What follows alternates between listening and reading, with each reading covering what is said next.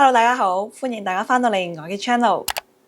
好多人一講顯老就會即刻諗我個妝係咪畫得太濃？但其實好多時候顯老唔係你畫得多，而係你畫得有幾重。呢度講重並唔係顏色嘅深淺，而係比例錯咗，邊界太硬，又或者光影陰影唔夠融和。所以你會見到有啲妝明明已經好淡，但係又會有一個年代感。今日我就會同大家講4個最常見，亦都成日俾人忽略嘅妝容地雷，同大家拆解下點解有啲妝一畫完就覺得顯老，同埋我哋應該點樣將個妝由重變翻做乾淨。事不宜遲啦，我哋開始啦。呢2年越嚟越流行低飽和同透明感嘅底妝，薄薄地好似素顏原生機咁，完全冇嗰種厚重嘅面具感。好多專業化妝師都提過，粉底太白會有一種塊面浮咗起嚟同埋變大咗嘅錯覺。好多時候大家想用好白嘅粉底去遮晒啲瑕疵，咁樣做反而會洗走晒皮膚原本嘅健康血色，妝感亦都會睇落去好厚好實。想個底妝好乾淨，唔一定要揀好白嘅粉底，最穩陣嘅揀法就係搽喺下顎連埋頸呢個位置去試色，揀一隻同頸差唔多，或者揀比頸白半度嘅顏色。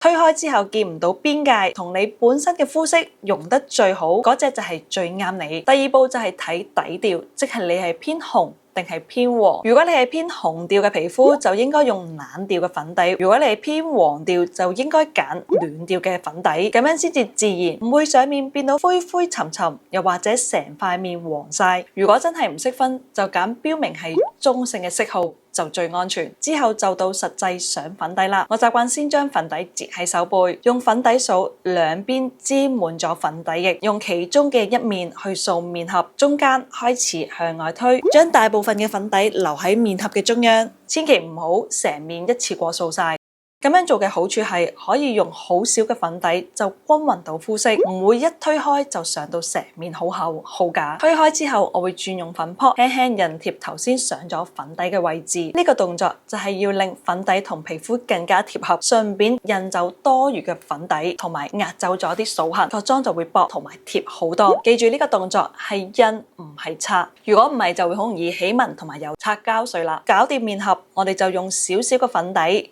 去上 T 字位，再用粉撲印一印。因為我一開始冇貪心掃晒成塊面，而只係集中喺面嘅中間，咁就可以解決頭先講粉底太白令到塊面變大變腫又實嘅問題。最後我會用粉撲喺面嘅邊緣處理多一次，由內向外輕輕大開，將邊位嘅粉底越推越薄，就好似幫塊面做咗超自然嘅陰影過渡咁。面嘅中間保持完整嘅遮瑕度同埋光感，頸色嘅銜接亦都會好靚。大家要記住，粉底太白會帶嚟老感，其實唔係因為單純顏色，而係會將你塊面變大咗同埋洗平咗。第二個好多人會踩嘅顯老地雷就係妝容色彩完全唔夾。例如有啲人為咗想睇落去精神啲，會用好深嘅眼影鋪晒成個眼窩，再加埋超顯色嘅胭脂同埋鮮紅唇膏，結果唔單止遮晒原本柔和嘅輪廓，對眼反而縮細咗，整體睇落去老氣得嚟，仲有壓迫感。最怕就係色系唔統一，眼妝偏紫，胭脂又偏橙調，唇膏又好鮮紅，視覺重心好散，遠睇就會好雜亂，同埋會有一種污糟嘅感覺㗎。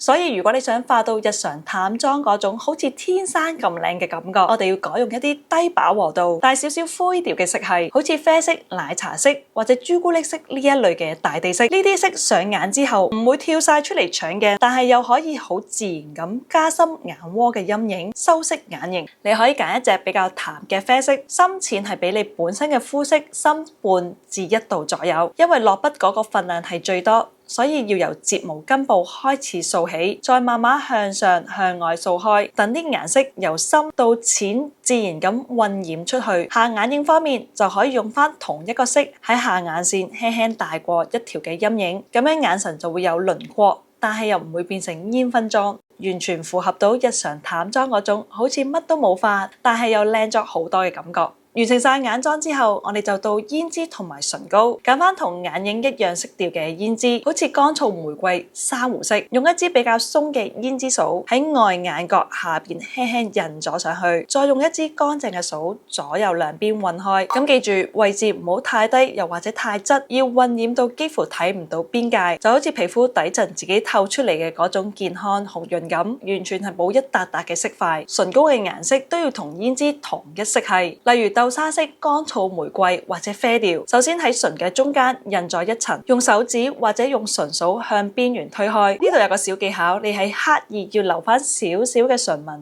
而且邊緣嘅位置唔好填到好滿好實。咁樣做，唇部有血色又有層次，但係又唔會過分立體，顯得太成熟。成塊面嘅色調就會非常之和諧。乾淨嘅妝容除咗底妝要細緻之外，面上嘅線條感亦都唔可以太過銳利。另一個化妝顯老嘅地雷就係眉毛畫得太生硬。首先眉色就比你嘅髮色深好多，顏色嘅深就會好似向下壓住咗成個眼咁，表情會即刻變得好嚴肅。如果畫得太濃太實，大家嘅視覺中心就會集中晒喺你嘅 T 字位，咁樣就會令到你中庭即係由眉到鼻尖嘅比例拉長晒。呢一種嘅比例一出現，個人就會好容易顯得老氣。所以畫眉想睇落去後生啲，一定要輕盈同埋有空隙。第一步就要揀同你髮色差唔多嘅眉粉，畫眉嗰陣配一支比較鬆嘅眉掃，只係填翻啲空隙就夠啦。記住一個重點嘅次序，眉頭要淡，眉尾加翻深少少，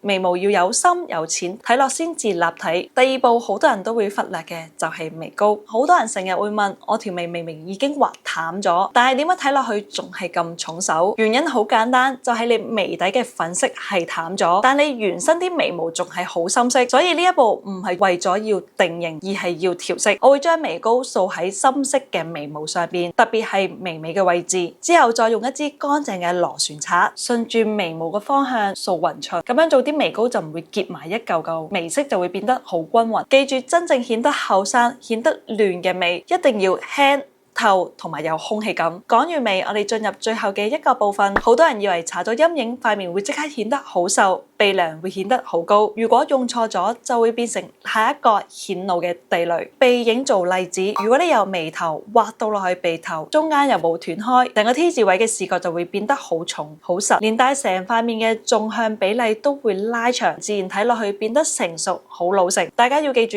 咁樣嘅鼻影唔係叫立體，而係比例失衡。面部嘅修容其實都係一樣，喺面頰勾咗一條好深又集中嘅陰影，出到嚟嘅效果只係得一個，就係你塊面多咗一條灰線。呢一種嘅畫法會好有以前嗰種舞台妝又或者硬照妝嘅年代感。修容確實可以幫你雕塑五官，但係一畫錯最容易顯得污糟同埋顯老。所以畫修容之前，大家一定要記得一個原則：有型無邊。第一步畫鼻影，千祈唔好直線畫到落尾。我嘅做法係先由眼窩凹陷嘅位置開始，喺山根嘅方向開始畫，畫到一半就要停，中段呢個位置截開咗個鼻影，唔好一路畫到落鼻頭。去到鼻尖，我就會用一個 C 字形輕輕包住個鼻頭，等個鼻影嘅深淺效果分成兩截，咁樣視覺上你個鼻梁就唔會顯得又長又死實。之後我就會用粉撲去印貼頭先嘅鼻影，咁記住係印貼，唔係掃開佢，咁樣鼻影先至自然融入個底妝入邊，而唔會顯得好污糟。第二步就係面上嘅修容，一定要輕，用毛量比較大嘅掃，先喺手背掃走多餘嘅粉，修容嘅位置沿住面部嘅輪廓線慢慢疊上去，再掃，修飾顴骨位向外掃開，唔好過眼尾，邊界要散，輪廓自然會出，面就會收，但係唔會老。修容一生眼，年代感就會出嚟，融入個底妝，輪廓先至乾淨。唔刻意。由今日開始，大家試下留意翻自己化妝嗰時有冇中咗呢啲嘅顯老地雷，將呢啲嘅細節做好，日常嘅淡妝一樣都可以令你睇落去後生同埋更加有神采。今日分享到呢度啦，如果中意影片嘅內容，可以俾個 like 我，留言訂閱我嘅 channel，亦都可以 follow 埋我嘅 IG 有其他嘅教學短片。我哋下次見，拜拜。